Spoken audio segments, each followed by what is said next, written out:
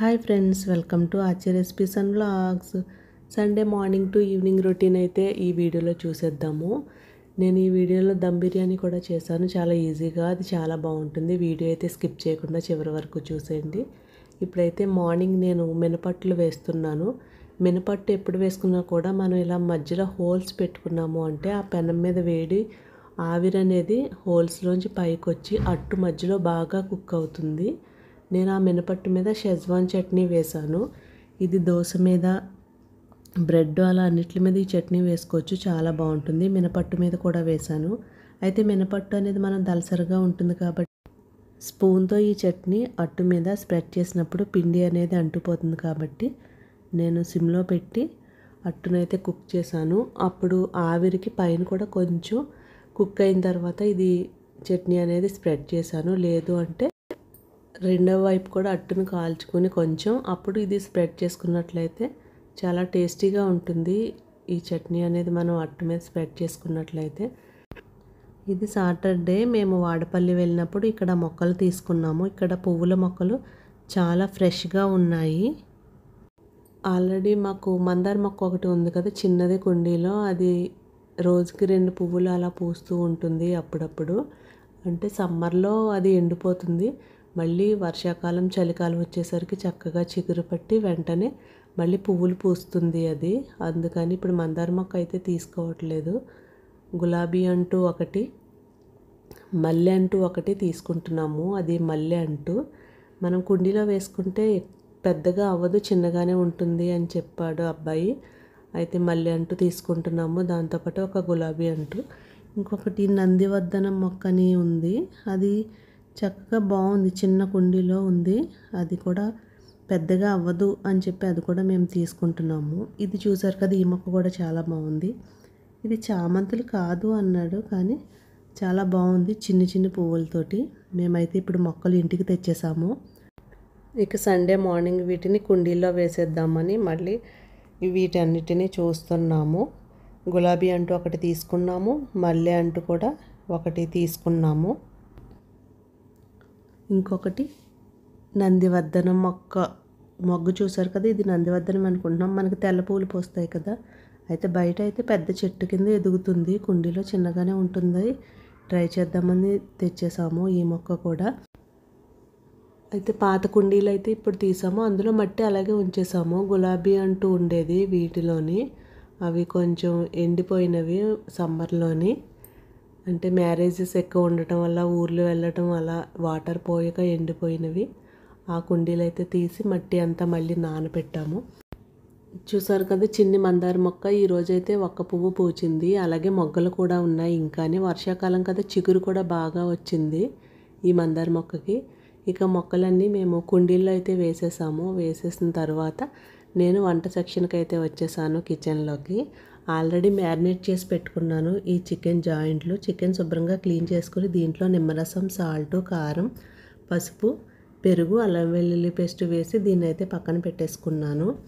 ఇప్పుడు మసాలా దినుసులు తీసుకున్నాను. బిర్యానీకి హోల్ గరం మసాలా, షాజీరా, మరాఠీ మొగ్గలు, యాలక్కాయలు, లవంగాలు, దాల్చిన చెక్క, జాపత్రి, అనాస పువ్వు. వీటిని ఆయిల్ వేసి ఆయిల్లో వేస్తున్నాను. అలాగే కొంచెం నెయ్యి కూడా వేసాను నేను తర్వాత. దీంట్లో ఒక ఆనియన్ తీసుకుని పొడవుగా స్లైసెస్లా కట్ చేసి వేసాను.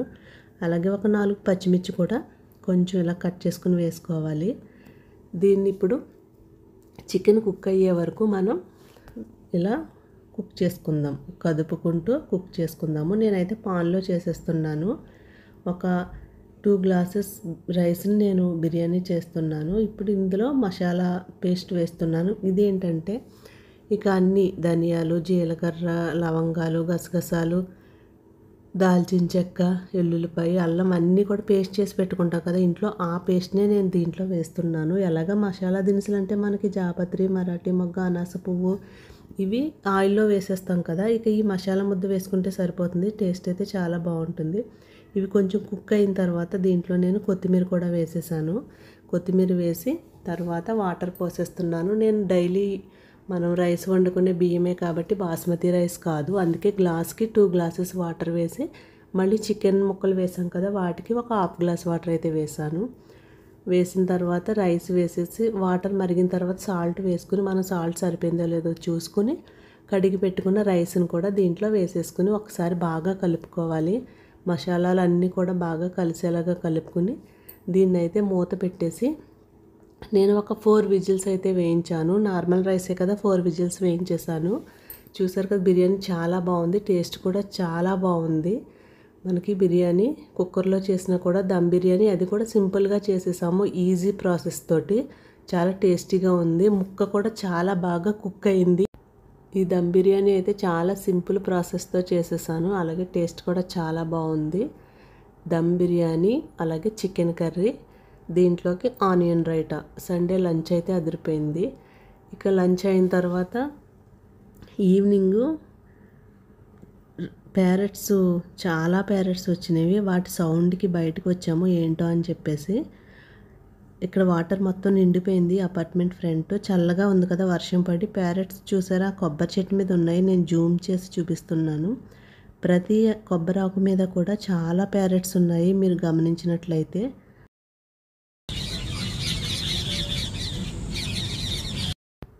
ఆ సౌండ్ విని బయటకు వచ్చాము ఏంటా అని. చాలా ప్యారెట్స్ ఉన్నవి. సరే వీడియో తీద్దామని చెప్పేసి నేను జూమ్ చేసి వీడియో తీశాను.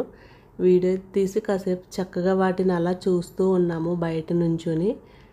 అలా చూసి ఇక సరే లోపలికి వెళ్దామని వెనక్కి తిరిగేసరికి మా కారిడార్లో ఒక మంకీ అయితే ఉంది. అక్కడ చూసి స్టన్ అయ్యాము. అది అలా కూర్చొని చూస్తుంది మమ్మల్ని. నేను దాన్ని కూడా ఒకసారి వీడియో తీశాను. ఆ మెట్ల దగ్గర కూర్చొని ఒక లుక్ అయితే వేసింది వీడియో తీస్తుంటే. తర్వాత స్లోగా దిగి వెళ్ళిపోయింది. ఇక నెక్స్ట్ లోపలికి వచ్చి దేవుడి సామాన్లు అయితే క్లీన్ చేసేసుకున్నాము. బయట ఉర్లి అవి పెడుతూ ఉంటాము. తులసి కోట దగ్గర దీపం పెట్టేవి, గుమ్మం దగ్గర వాటర్ పెట్టే చెంబు ఇవన్నీ కూడా క్లీన్ చేసేసాము. బయట వెలిగించేవి ఏదైనా సరే నేను ఇత్తడివి వాడుతూ ఉంటాను. కుందులు అవన్నీ బయట పూజలకు వెళ్ళినప్పుడు కూడా గుళ్ళకి ఇత్తడివే తీసుకువెళ్తాను. అవి మర్చిపోయినా మనకి ప్రాబ్లం ఉండవు. ఇంట్లో పూజ గదిలో వెండి సామాన్లు కూడా క్లీన్ చేసేసాము. ఇవన్నీ క్లీన్ చేసి తుడిచి పెట్టేసుకున్నాము. ఇక నెక్స్ట్ పూజ చేసుకోవటానికి మనకి ఈజీగా ఉంటుంది అని చెప్పేసి.